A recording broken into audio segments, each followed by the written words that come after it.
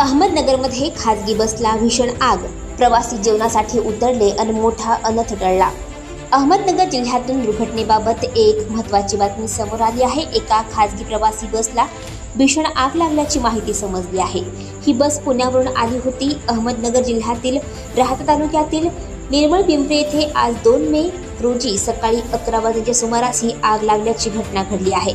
अधिक माहिती अशी की पुण्यावरून राजस्थानात निघालेली एक खासगी बस अहमदनगरमधील राहाता तालुक्यातील निर्मळ पिंपरी येथे आली असता तेथील एका हॉटेलमध्ये जेवणासाठी गाडी उभी राहिली। सुदैवाने गाडीतील सर्वच लोक जेवणासाठी खाली उतरले होते। सर्व प्रवासी हॉटेलमध्ये असतानाच या हॉटेल समोर बसला भीषण आग लागली।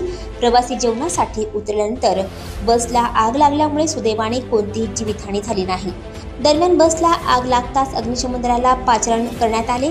त्यांनी घटनास्थळी धाव घेत आग विझवण्यासाठी प्रयत्न केले, परंतु या आगीमध्ये बस जळून खाक झाली होती। अद्याप ही आग का लागली हे कळले नाही, परंतु उष्णतेचा कडाका फार आहे। ही उष्णता व गाडीमध्ये झालेले शॉर्ट सर्किट यामुळे गाडीला आग लागली असावी असा प्राथमिक अंदाज वर्तवण्यात आला आहे।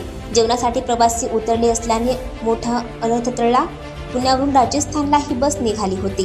जेवणासाठी ही बस हॉटेलवर थांबल्याने प्रवासी खाली उतरले होते, त्यामुळे मोठा अनर्थ टळला। सुदैवाने कोणतीही जीवितहानी यामध्ये झाली नाही। आणखी नवनवीन व्हिडिओ पाहण्यासाठी आताच आमच्या स्टार टीव्ही 9 चॅनलला सबस्क्राईब करा, लाईक करा, शेअर करा। ब्युरो रिपोर्ट, स्टार टीव्ही 9, निर्मळ पिंपरी, अहमदनगर।